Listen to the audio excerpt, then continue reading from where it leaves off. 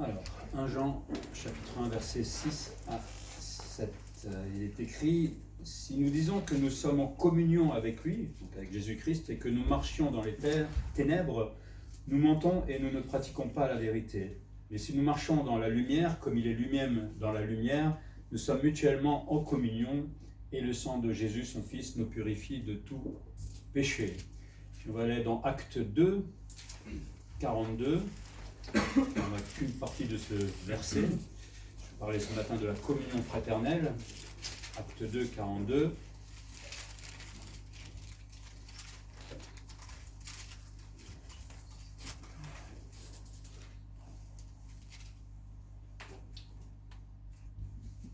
Et il est dit, il persévérait dans l'enseignement des apôtres, dans la communion fraternelle, dans la fraction du pain et dans les prières. On va parler de communion fraternelle, je crois que c'est quelque chose qui est important dans l'Église, et si le Seigneur a créé l'Église, c'est pas pour rien, c'est pas pour qu'on vienne s'asseoir une fois par semaine sur les bancs et puis repartir, c'est parce qu'il avait un projet aussi, et vous savez, l'Église, ça ressemble des fois au RER. Je ne sais pas si vous avez l'occasion d'être dans le RER, vous asseyez, vous regardez autour de vous, vous intéressez à personne, ou alors vous voyez que le gros bouton qu'il a l'autre en face peut-être, mais personne ne se parle. Et des fois, on vient à l'Église de la même manière, et on ne se parle pas, on écoute et puis on repart. Moi je vous pose la question, est-ce que vous connaissez la personne qui est à côté de vous? Alors c'est dommage, aujourd'hui il n'y a pas grand monde, hein. Je crois qu'il y a tout le monde qui dort encore à cette heure-ci, hein. Il y a beaucoup qui ont loupé l'heure, mais est-ce qu'on connaît notre voisin? Alors pour les couples, hein, c'est facile, mais je suis sûr que vous ne pourriez peut-être pas toujours donner le nom, et c'est bien dommage qu'au bout d'un an on ne puisse pas se connaître les uns les autres, parce qu'il manque justement cette communion fraternelle. La communion fraternelle, ce n'est pas quelque chose qui est facile, c'est un gros effort, on l'a vu tout à l'heure, il faut persévérer, on en reparlera, mais il faut découvrir l'autre. Alors ça, c'est pas toujours simple de découvrir l'autre, non seulement il faut le découvrir, mais il va falloir apprendre aussi à l'aimer. Et là, c'est encore plus difficile. J'aimerais voir un peu ce matin tout ce mot, en fait, communion fraternelle, qui est koinonia en grec, et qu'on retrouvera dans les versets que je vais projeter au fur et à mesure. D'abord, on peut s'intéresser à l'origine peut-être de cette communion fraternelle, pourquoi Dieu veut cette communion fraternelle. Le mot koinonia, donc communion, signifie communion fraternelle, contribution, peut-être même don, voire communication. Donc c'est quelque chose qui a un large panel, hein, et donc c'est une communion que le Seigneur veut entre les frères et les sœurs qui sont sauvés. On fait partie d'une même famille, et c'est tout à fait normal qu'il y ait une communion les uns avec les autres, comme dans une famille tout à fait classique. Alors cette communion fraternelle, elle peut s'exprimer de mille et une manières, j'ai envie de dire. D'abord, il y a l'aspect relationnel. Si je vais être en communion avec l'autre, il faut évidemment que j'ai une relation avec cette personne. Ça peut se faire par l'assistance, on verra ça un peu plus tard. Aider quelqu'un, ça fait partie de la communion fraternelle. Évidemment, la chose par excellence, c'est l'amour, parce que sans amour, on ne peut pas avoir une communion fraternelle. Alors la Bible nous dit qu'on a une communion fraternelle parce qu'on a des choses en commun. Ah, qu'est-ce qu'on a en commun? D'abord, on est en communion avec Christ et le Père. Est-ce que ça marche? Il est écrit, Dieu est fidèle, lui qui vous a appelé à la communion de son Fils Jésus-Christ, notre Seigneur. En tant que chrétien, je fais partie d'une famille, et elle s'appelle la famille de Dieu. Nous sommes tous de cette même famille, et parce que nous sommes de cette famille, comme dans une famille normale, normalement, ça doit créer des liens. Et j'ai même envie de dire des liens forts. C'est bien parce qu'on a de la famille qui vient des États-Unis aujourd'hui, c'est formidable, hein, mais c'est notre famille à nous, hein, la famille de Dieu, et ça crée des liens. Et surtout, ces liens sont créés parce que quand on s'arrête, qu'on se regarde tous dans le miroir, on n'est pas bien fiers de ce qu'on était autrefois, parce qu'on est tous graciés, nous sommes des pécheurs graciés, un peu sortis de prison, j'ai envie de dire, et qui ont tous été pardonnés par le Seigneur Jésus-Christ. Et donc on est tous sur le même pied d'égalité, mais dans la même famille, et ça c'est formidable. Deuxième chose, c'est, Jean nous dit, et ce que nous avons vu et entendu, nous vous l'annonçons à vous aussi, afin que vous aussi vous soyez en communion avec nous. Or notre communion est avec le Père et avec son Fils Jésus-Christ. Et c'est le verset suivant à mon avis, voilà. Que la grâce du Seigneur Jésus-Christ, l'amour de Dieu et la communication du Saint-Esprit soient avec vous tous. Deuxième chose qui fait qu'on doit être en communion, c'est le Saint-Esprit, qui unit en fait l'Église. À partir du moment qu'on est de nouveau, on est scellé, nous dit Éphésiens, du Saint-Esprit, et on devient le temple du Saint-Esprit. Et nous vivons dans ce temple, chacun en tant que temple du Saint-Esprit, mais aussi en tant que chrétien dans le temple de Dieu. Et cette communication, c'est le Saint-Esprit qui nous la donne, dans le sens où il veut produire en nous le fruit de l'Esprit, pas le fruit de l'Esprit. Vous connaissez l'amour, la patience, la maîtrise de soi, etc. Et si on laisse faire le Seigneur, le Seigneur va nous transformer au fur et à mesure. Mais c'est ce fruit de l'Esprit, je pense, si on le laisse faire dans notre vie, qui va aussi permettre la communion fraternelle. Parce que comment on peut avoir une communion fraternelle si on ne s'aime pas? C'est pas possible. Ou si on ne se maîtrise pas, ou si on n'est pas en paix, etc., etc. Et ce Saint-Esprit va nous aider justement à vivre cette communion fraternelle. Mais ça se travaille. Parce que souvent on aimerait bien que les autres fassent des efforts. Souvent on est comme ça, je suis le premier. Mais souvent ça commence par moi. C'est moi qui dois faire des efforts. C'est moi qui dois me laisser transformer par le Seigneur. C'est moi qui ai besoin de ce Saint-Esprit qui me régénère encore un peu plus, qui me sanctifie pour que je puisse être plus disponible vis-à-vis des autres. C'est pas à l'autre d'abord de changer. Notre participation à la foi, autre chose, je lui demande que ta participation, alors là c'est Paul qui parle à Philémon, je lui demande que ta participation à la foi soit efficace pour la cause de Christ en faisant reconnaître en nous toute espèce de bien. Si nous croyons en Dieu, vous croyez en Dieu? Oui. Vous croyez à son sacrifice? Oui. Vous croyez à Jésus-Christ? Oui. Alors ça nous unit. Parce que peut-être on n'est pas toujours d'accord sur beaucoup d'autres points, mais là-dessus, je pense qu'on est d'accord, au moins. Donc il y a quelque chose qui cimente cette unité, malgré nos différences. Et heureusement d'ailleurs. Mais on participe à cette foi, et cette foi, comme il dit Paul à Philémon, elle doit être efficace. Vous savez, Onésime, c'était un esclave qui s'était enfui, et Paul lui demande de revenir, et à Philémon de l'accueillir, mais avec beaucoup d'amour, parce que normalement, c'était la peine de mort, parce qu'il avait fui. Mais il demande de l'accueillir. Mais pareil, c'est en faisant ce geste d'amour vis-à-vis de son esclave qu'il va participer à la foi, il va démontrer sa foi, tout simplement. Et cette foi devient tout simplement une communion fraternelle. Et Philémon, on pense, je ne sais pas parce qu'il ne le dit pas dans le texte, mais il va certainement pardonner à son esclave, et cette communion fraternelle va être rétablie. Et puis il y a la communion dans les souffrances de Christ, dans Philippiens 3,10, afin de connaître Christ et la puissance de sa résurrection, et la communion de ses souffrances en devenant conforme à lui dans sa mort. Nous voulons être des modèles, ou plutôt nous voulons suivre le modèle, Jésus-Christ, vivre comme Jésus-Christ. Alors, c'est vrai que je mets peut-être la barre un peu haute, enfin, à moins qu'il y en ait un qui arrive, je le souhaite, mais on veut quand même y tendre, lui ressembler davantage, dans ses souffrances aussi, parce que parfois ça passera par la souffrance, hélas, mais surtout, je pense, dans l'obéissance. On veut vraiment faire comme lui a obéi au Père, et en devenant conforme à lui dans sa mort. On l'a fait par notre conversion, par le baptême, ça a été symbolisé aussi, mais peut-être aussi par la mort de notre péché, parce qu'on sait comment on est, mais on veut apprendre à être de mieux en mieux, comme lui. Alors, parfait, on ne le sera jamais, ça je vous rassure, mais on peut y tendre en tout cas. Et quand le péché, quand notre ego s'évanouit, la communion fraternelle peut tout simplement se réaliser, voire même s'émanciper. Et c'est formidable. Il faut donc persévérer dans cette communion, on l'a lu tout à l'heure dans Acte 2, 42. Persévérer, c'est faire des efforts. Vous n'avez jamais fait du footing, commencez 2-3 pas. J'ai fait mon footing aujourd'hui, mais bon, ça c'est pas du footing.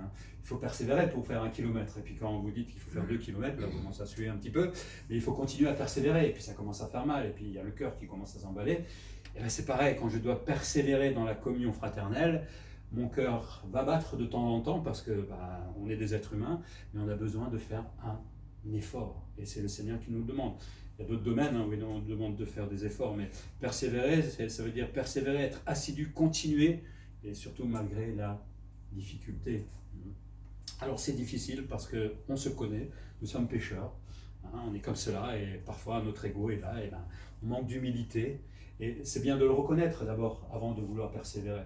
Mais une fois qu'on l'a reconnu, on peut laisser le Saint-Esprit justement travailler dans notre cœur et nous faire avancer dans ce domaine-là. C'est difficile parce qu'on est tous différents. D'abord parce qu'on a des sensibilités différentes, entre un homme et une femme peut-être, peut-être parce qu'on vient d'une éducation qui est différente aussi, hein, selon des fois les pays. Moi j'ai rencontré beaucoup de gens, c'est complètement différent, voilà, forcément ça fait des différences. On a nos habitudes de vie, on a notre culture, enfin on n'est pas tous pareils. Heureusement d'ailleurs parce qu'on s'ennuierait, hein, si on ressemblerait tous, on s'ennuierait vraiment, profondément. C'est toute la richesse, mais aussi des fois la difficulté. Mais ce n'est pas impossible puisque le Seigneur nous demande d'avoir cette communion fraternelle. Elle est possible si on fait l'effort de persévérer, si on fait l'effort d'apprendre à être humble, et si on fait l'effort de l'amour, comme Dieu le fait pour nous. Et là, ça commence à devenir possible, ça va même se réaliser, ça ne sera pas parfait, mais ça va être formidable. Et quand une église a une communion fraternelle, c'est quelque chose d'extraordinaire, c'est très rare. Parce que ça, on ne le trouvera jamais dans le monde. Et le Seigneur veut notre communion fraternelle, justement, parce que non seulement il le veut pour nous, mais c'est un témoignage pour le monde. Vous savez, quand vous êtes dans le monde, qu'est-ce que vous faites? Le monde se tape dessus, se critique, se ment, se fait que du mal, et quand il arrive dans un endroit où les gens s'aiment, ça fait un choc pour eux. Et c'est frontal même des fois, hein, parce qu'ils n'ont pas l'habitude de voir des gens qui arrivent à se pardonner, à s'aimer, etc. Et ça, c'est un témoignage justement pour le monde. Ça peut même pousser les gens à la conversion. Et notre communion fraternelle, justement, doit être vue du monde. Et qu'est-ce que notre Église montre? Si le monde venait peut-être dans cette Église, qu'est-ce qu'on lui apporte? La communion fraternelle prouve aussi que Jésus change les cœurs. C'est ça qui est formidable. On montre, peut-être à ceux qui veulent bien le voir, que, regardez, peut-être des fois on ne s'entend pas, mais regardez comment le Seigneur a transformé nos cœurs, et maintenant on a une communion fraternelle. Dieu fait ces choses-là. La question de savoir, c'est est-ce que c'est une réalité dans notre vie? Est-ce qu'on met ces choses-là en pratique? Mais je crois que c'est un fort, fort témoignage pour le monde. Toutes ces choses, nous les avons en commun, normalement, et ça devrait nous pousser, en tant que frères et sœurs, à cette communion fraternelle, comme le Seigneur nous le demande. Deuxième chose que la Bible nous apprend, c'est que nous avons des ennemis dans cette communion fraternelle, hélas. Le premier texte qu'on trouve avec le mot, j'ai cherché les mots par rapport au texte, je dis que ce qu'on sacrifie, on le sacrifie à des démons et non à Dieu. Or, je ne veux pas que vous soyez en communion avec les démons. Alors évidemment, ce n'est pas pour nous, parce que je ne pense pas que vous soyez en communion avec les démons, ou alors venez me voir tout à l'heure, parce qu'il y a un problème. Hein. Mais il y a quand même quelques idées derrière, parce que souvent, il y a des idoles qui sont liées à ce qu'il est en train de dire là, et nous-mêmes, nous avons peut-être parfois des idoles. Hein. Aujourd'hui, on ne se protège pas devant quelque chose, mais l'idole, c'est quelque chose qui remplace tout simplement Dieu dans ma vie. Et là, il y a moult choses qui peuvent remplacer Dieu dans ma vie. Et souvent, un manque de consécration aussi peut être une forme d'idolâtrie, parce que quelque chose me prend mon temps pour le Seigneur, tout simplement. Ou parce que je veux vivre ou imiter le monde, parce que je marche sur deux chemins en même temps. Mais là encore, le Seigneur, je ne pense pas qu'il soit honoré par une vie comme cela. Mais le diable, lui, est content quand on dit de cette manière-là. Donc on n'est pas en communion avec les démons directement, mais des fois on ne fait pas vraiment plaisir au Seigneur non plus. Dans Jean, et on l'a lu tout à l'heure, si nous disons que nous sommes en communion avec lui, si on prétend cela, et que nous marchions dans les ténèbres, nous mentons et nous ne pratiquons pas la vérité. Si Jean utilise là le mot ténèbres dans le sens de parler du péché en général. Si je dis que je suis en communion avec Dieu et que je pêche délibérément, il nous arrive de chuter parce qu'on est des êtres humains, mais quand on le fait délibérément, il y a un problème là. Comment je peux dire que je suis en communion avec Dieu alors qu'en même temps je suis en train de faire l'inverse de ce qu'il me demande? Dès que je ne suis pas dans la lumière, j'ai envie de dire, automatiquement je vais m'égarer. Automatiquement, je vais me perdre dans mon péché, forcément. C'est bien de rester dans la lumière. Et le problème, c'est que si je suis dans le péché, forcément, ça va nuire à la communion fraternelle. Si je n'aime personne, si j'ai envie de faire comme j'ai envie, ça ne va pas vraiment aider pour nous entendre, évidemment.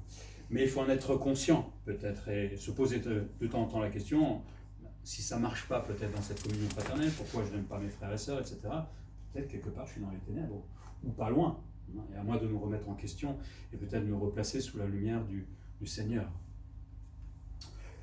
On peut aussi se mettre, avoir comme ennemi en disant « Ne vous mettez pas avec les infidèles sous un joug étranger, car quel rapport y a-t-il entre la justice et l'iniquité, ou qu'y a-t-il de commun ?» Et là, le mot commun, c'est la koinonia, donc la communion entre la lumière et les ténèbres. Cette communion avec les infidèles, est-ce que c'est possible qu'un chrétien l'ait? Non, je ne pense pas, Parce que bien souvent, quand je veux vivre dans le monde, au fur et à mesure, je vais devenir aussi esclave de leurs péchés. Et je vais me laisser facilement entraîner. Et vous savez, le monde est fort là, dans ce domaine-là pour nous entraîner et nous égarer loin du Seigneur. Peut-être parfois on ne trouve pas cette communion fraternelle dans l'Église. Et donc forcément, si on ne la trouve pas ici, on va la chercher ailleurs, ce qui est normal. Bon, moi, ça me pose un problème. Si on ne la trouve pas ici, c'est bien dommage quelque part. Hein. Mais il ne faudrait peut-être pas aller la chercher forcément dans le monde. Ou alors peut-être qu'on va la chercher dans le monde parce que l'Église fait comme le monde. Mais normalement, si l'Église vit vraiment une communion fraternelle, je pense qu'on n'a pas besoin d'aller la chercher ailleurs. Elle est là. Et c'est ce que veut le Seigneur, justement. Parce que la chercher dans le monde, vous allez être vite déçus. Quand vous ferez une bêtise, on ne vous pardonnera pas. Par contre, on se vengera peut-être même sur vous. Ce que normalement l'Église ne fait pas. On vous haïra dans le monde. Mais l'Église ne vous hait pas les uns les autres normalement. Et donc une communion dans le monde n'est pas absolument possible. Enfin, en tout cas pas comme celle que le Seigneur nous demande. Notre verset qui parle de cette communion fraternelle, si nous disons que nous sommes en communion avec lui et que nous marchons dans les ténèbres, nous mentons et nous ne pratiquons pas la vérité. Mais si nous marchons dans la lumière comme il est lui-même dans la lumière, nous sommes mutuellement en communion et le sang de Jésus, son Fils, nous purifie de tout péché. Parfois, il y a des chrétiens qui simulent la vie chrétienne.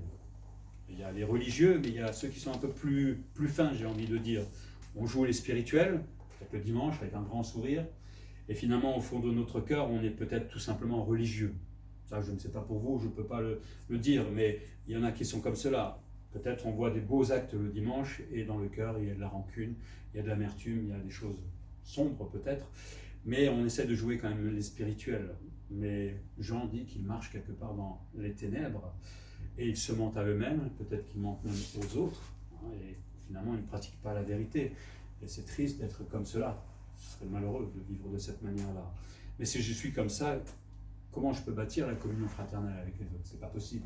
Il faut que je règle mes problèmes, que je me mette sous la bonne lumière du Christ. Moi j'aime bien me dire, quand je me dis je me mets à la lumière du Christ, c'est un peu comme le soleil en ce moment, ça réchauffe, ça fait du bien la lumière, surtout de Christ, et le laisser travailler dans mon cœur, le soigner tout simplement pour que je puisse profiter pleinement de ce qu'il veut pour moi dans cette communion fraternelle.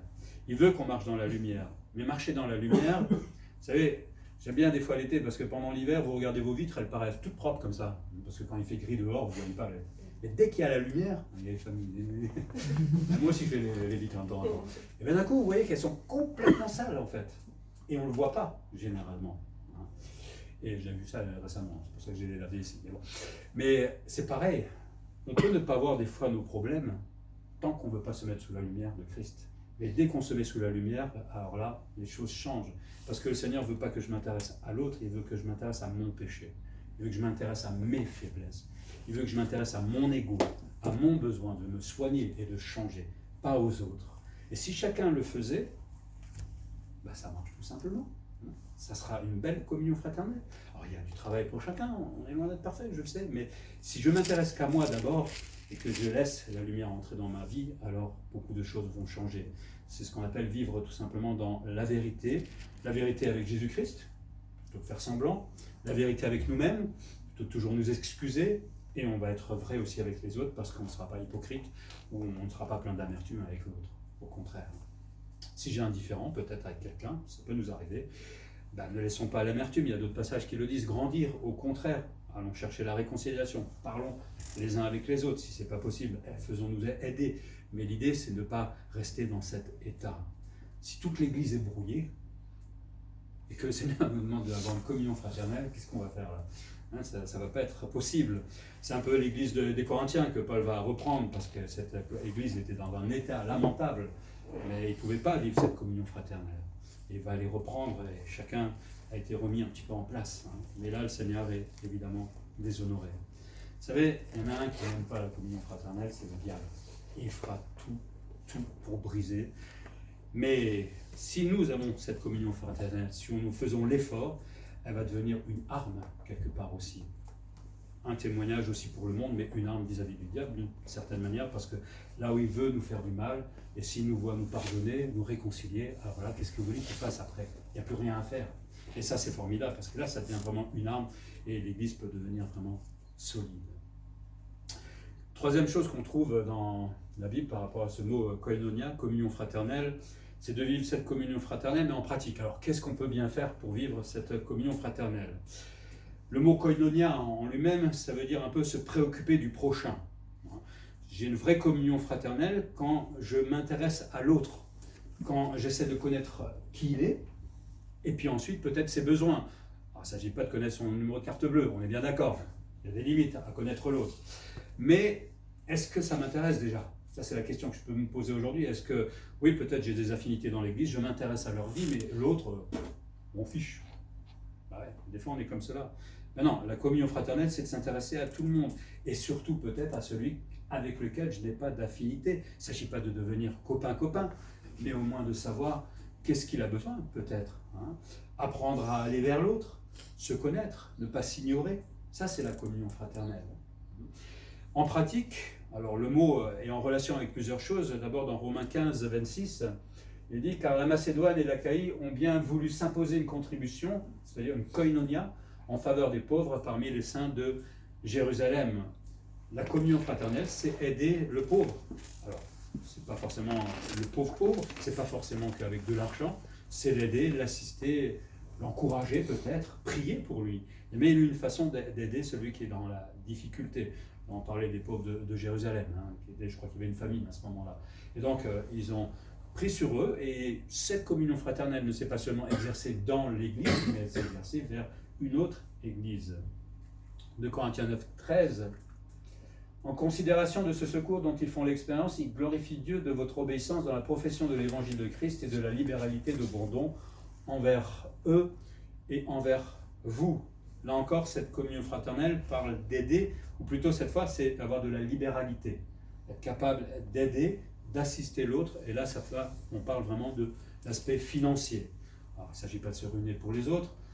Si quelqu'un est dans le besoin, j'aime quand même évaluer aussi la situation, on ne donne pas l'argent comme ça non plus, hein, ou alors peut-être qu'il y a une église qui est dans la difficulté. Eh bien, cette communion fraternelle, c'est d'aider financièrement, parfois, ponctuellement. On le fait avec nos missionnaires, d'une certaine manière, c'est une communion fraternelle avec eux. C'est quand même formidable de pouvoir le faire. C'est-à-dire qu'aujourd'hui, on aide quelqu'un qui est en Bulgarie, par exemple, on l'aide, et ça, c'est notre communion fraternelle avec lui. Donc, c'est aider financièrement.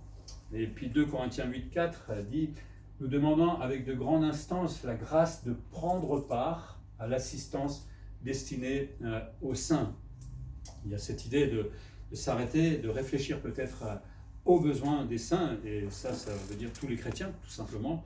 Comment des fois on peut assister, peut-être dans notre église, on peut aider, mais alors aussi peut-être dans les ministères, ou s'il faut secourir quelqu'un, ou un pasteur, ou un missionnaire dans la difficulté, c'est prendre part, c'est aussi la communion fraternelle que le Seigneur veut que l'on ait dans l'Église. Cette communion fraternelle, c'est donc de participer à l'œuvre de Dieu, c'est pas simplement avoir des relations entre nous, c'est aussi avoir l'idée de se projeter un peu plus loin et de considérer le royaume de Dieu et son avancement, et d'avoir part, d'avoir cette communion fraternelle dans ce travail qui se fait au fur et à mesure. Et il y a mille et une manières de le faire. La communion fraternelle se fait aussi par la bienfaisance et la libéralité, nous dit Hébreux 13, 16, et n'oubliez pas la bienfaisance et la libéralité, encore une fois le mot koinonia, car c'est à de tels sacrifices que Dieu prend plaisir. Hein. Bienfaisance plus libéralité, on pourrait dire simplement que ce sont les bonnes œuvres que l'on fait pour peut-être faire vivre cette communion fraternelle. Mais ce qu'il rajoute là, et c'est intéressant, il dit que c'est un sacrifice. Hein. Bienfaisant la liberté, car c'est un de tels sacrifices. Dieu sait que ce n'est pas évident toujours de vivre de cette manière-là, mais il se plaît, il a même plaisir à nous voir agir de cette manière-là, et surtout quand il sait qu'on est prêt à s'offrir comme une victime, parce que ça le mot veut dire, eh ben, c'est faire don de soi, être capable de te briser des fois s'il le faut. Eh ben, Dieu prend plaisir à cela. Mais c'est comme ça aussi que va se construire la koinonia, la communion fraternelle. Une fois que Dieu peut balayer tout ce qui est dans notre cœur et qui nous empêche peut-être d'avancer, de l'ignorer peut-être, ça Dieu ne le veut pas. Mais par contre, si on lui dit « change mon cœur », comme on le chante des fois, alors à ce moment-là, le Seigneur va travailler dans notre cœur et cette communion fraternelle va devenir possible, et Dieu, il est content quand c'est possible, quand c'est fait. Et il dit en plus, hein, n'oubliez pas, parce qu'il sait que on oublie, ou qu'on oublie de faire des fois les efforts. Mais Dieu ne néglige pas Dieu nous voit, Dieu sait comment on agit dans cette communion fraternelle, et lui, il voudrait simplement qu'on change ou qu'on s'améliore, tout simplement. Alors, comment on pourrait mettre en place cette communion fraternelle dans l'Église? En pratique, on pourrait dire, on l'a dit, d'abord apprendre à se connaître les uns les autres, alors bannir les freins, parce que ça, c'est à l'autre, c'est pas évident, surtout quand il vient pour la première fois, c'est pas évident d'aller voir quelqu'un qu'on connaît pas. Qu'est-ce que je vais lui dire? Comment il va le regarder? Parler du beau temps. Il fait beau aujourd'hui, ça commence. Et puis, posez-lui la question comment il s'appelle. Mais c'est à moi, à un moment, aussi de bannir ces freins qui sont là. Et il ne va pas vous manger. Hein. De toute façon, s'il veut vous faire du mal, il demandera de sortir, tout simplement. Mais on se freine bien souvent à l'intérieur par timidité. Je sais qu'il y en a qui sont timides, d'autres pas. Ou peut-être parce qu'on se sent meilleur, ou moins bon. Parce qu'on se dit, moi, je ne suis pas assez capable d'aller vers les autres, donc je ne vais pas y aller. Il y a tous les cas possibles. À moi de savoir où j'en suis peut-être, et qu'est-ce qui m'empêche peut-être des fois d'aller vers l'autre et apprendre à le connaître. Aujourd'hui, on a aussi des moyens de communication, alors peut-être que vous n'osez pas parler à la personne, mais les SMS, bonjour, je vous ai vu aujourd'hui, comment vous appelez? Enfin, je ne sais pas s'il faudrait faire comme cela, je préfère quand même parler avec quelqu'un, mais après, si on veut un peu dialoguer, qu'on est un peu timide, il y a d'autres manières de communiquer, mais bon, je ne vais pas vous dire de rester sur Facebook toute votre vie non plus, hein, c'est pas ça la communion fraternelle. Mais ça élargit la possibilité peut-être de vaincre nos timidités ou nos peurs. Mais le meilleur moyen de communication, évidemment, c'est d'aller vers la personne et de lui montrer votre amour. Et ça, évidemment, quand vous le faites et que quelqu'un est nouveau dans l'église, ça lui fait du bien. Ça lui fait du bien. Apprendre à s'inviter les uns les autres. Pour un repas, et si vous n'êtes pas assez courageux, pour un café, ou un thé, une tisane, enfin je ne sais pas, une glace, faites ce que vous voulez. L'essentiel, c'est simplement de pouvoir partager une occasion d'être ensemble. Vous savez, avec Sylvie, on a pris le temps d'apprendre à inviter dès qu'on était jeune. Et dès que quelqu'un était nouveau dans l'église, on l'invitait systématiquement. On a eu des aventures, c'était formidable. Mais c'était génial parce que dans notre jeune foi, on a partagé la foi des pasteurs qui sont passés, des gens qui avaient une certaine maturité, et ça nous a énormément aidés. Et moi, j'aime beaucoup entendre le parcours des autres, comment vous êtes arrivés au Seigneur, c'est formidable. C'est dans ces occasions-là qu'on peut le faire. C'est pas sur le pied de la porte à l'église que vous allez me raconter votre conversion, c'est impossible. C'est pas toujours évident d'inviter quelqu'un que je connais pas, je le reconnais, mais vous n'allez pas mourir, ça c'est sûr. Et au pire, si ça se passe mal, on demandera gentiment à la personne de sortir, mais bon. Mais s'inviter. Et je me souviens qu'il y avait un pasteur à l'Institut qui disait, vous n'allez pas préparer le caviar. Parce que des fois on a peur d'inviter parce que moi je ne sais pas cuisiner, etc. Il disait un bon plat de pâtes, mettez des raviolis s'il faut, c'est pas grave. C'est pas l'important le repas. Après, si vous faites un bon repas, j'accepte aussi. Mais bon. Mais c'est pas le plus important. L'important c'est d'être ensemble. Le caviar, on s'en fiche. Le fait de partager peut-être quelques heures ensemble, d'apprendre à se connaître. Et vous savez, quand vous reverrez après dans l'église, ça crée un lien forcément. Forcément. Et après, si vous réinvitez, etc., ça va être formidable. Une autre chose qu'on peut faire dans cette communion fraternelle, c'est de prier les uns pour les autres. Pas prier pour celui avec qui j'ai des affinités. Prier pour celui que je ne connais pas. Et si je veux prier pour lui, il faut d'abord que je connaisse son nom.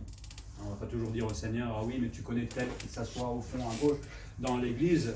Peut-être Dieu va vous dire un jour, il va lui dire bonjour, pose-lui la question comment il s'appelle, et après, tu pourras peut-être prier pour lui. Prier pour ceux que j'aime pas. Ah, ça c'est déjà plus difficile. Mais le Seigneur intercède tous les jours pour moi, et des fois je ne suis pas vraiment terrible. Et oui, et peut-être qu'en priant pour celui que j'aime pas, peut-être le Seigneur va commencer à me faire l'aimer aussi. C'est un bon exercice. Prier pour le courage d'aller vers l'autre. C'est pas un esprit de timidité, mais de force de sagesse, nous dit Paul, que l'on a. Et moi j'étais un gros timide avant. Vous ne vous rendez pas compte comme ça. Il n'y avait pas plus timide que moi. Mais le Seigneur a transformé ma vie. Bon, ça ne veut pas dire que je ne suis pas des fois timide encore, mais quand même, entre ce que j'étais avant et ce que je suis aujourd'hui, Dieu a fait un sacré boulot dans ma vie et veut faire avec chacun d'entre nous. Peut-être je ne peux pas aller vers l'autre parce que, ou je dois prier, ou avoir le courage de prier pour l'autre par rapport à mon manque de pardon. Peut-être si j'ai un problème, un différend avec quelqu'un, priez pour cela et le Seigneur vous aidera à résoudre aussi ce problème. Prier pour l'autre, ça démontre tout simplement l'intérêt que j'ai pour les autres. Quand je ne prie pas pour eux, c'est que je m'en fiche. Et c'est triste quand on soit comme ça dans l'église, on s'en fiche. Alors, on ne connaît pas tous les noms, mais on peut faire l'effort de les connaître. Et si vous voulez une liste de noms, vous venez me voir, moi je vous donne toute ma liste. C'est tous les noms de l'Église. Donc si vous voulez faire l'effort de prier pour les uns et les autres, et c'est formidable parce qu'on apprend les noms aussi. C'est mon moyen, mes mots techniques, d'apprendre à prier pour les autres, pour apprendre à me souvenir aussi de leur prénom. Si je vous posais la question, regardez votre voisin, faites discrètement, hein. Est-ce que vous avez prié pour lui déjà? Je ne veux pas savoir, mais posez-vous la question. Ça serait bien que vous le fassiez, que chacun prie l'un pour l'autre. Et prions aussi pour que l'amour de Dieu grandisse en nous, hein, pour que le chrétien, parce qu'il est plein de l'amour de Dieu, ait vraiment envie d'aller vers les autres, apprendre à connaître les frères et les sœurs en Christ. Vous savez, comme je dis souvent, on va partager l'éternité ensemble. Ça va être long. Alors autant apprendre à se connaître aujourd'hui, non? Comme ça, bon, après on sera parfait, je sais, il n'y aura plus de disputes, il n'y aura plus rien, mais apprenons déjà à nous connaître aujourd'hui. Et puis on se connaîtra encore mieux dans le ciel.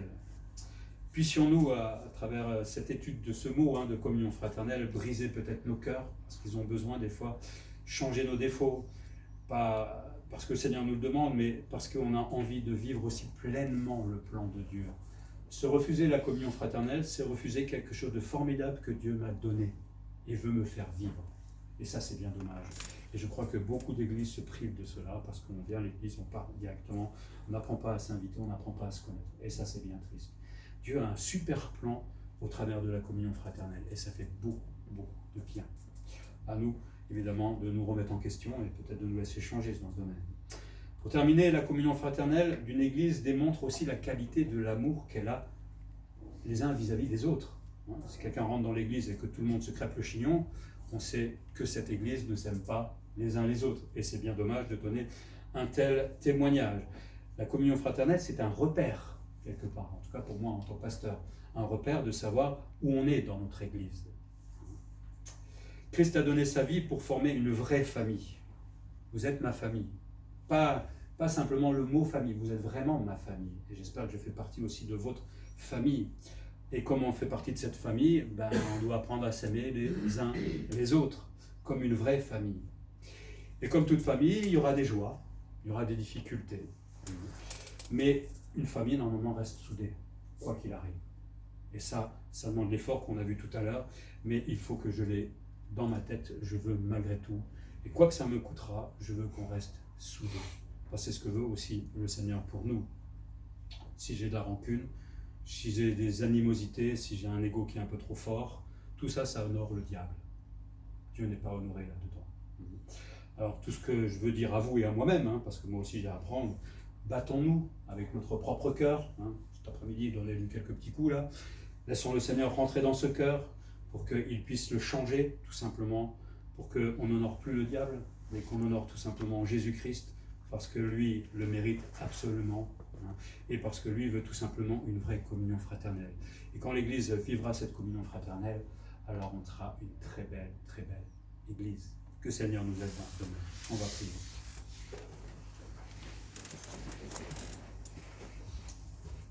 Seigneur, merci pour la bonne idée qu'est l'Église de nous réunir, tous ceux qui ont été graciés, pour former une famille, pour former cette Église, Seigneur, que tu aimes, que tu chéris tant, pour laquelle tu as donné ta vie, Seigneur.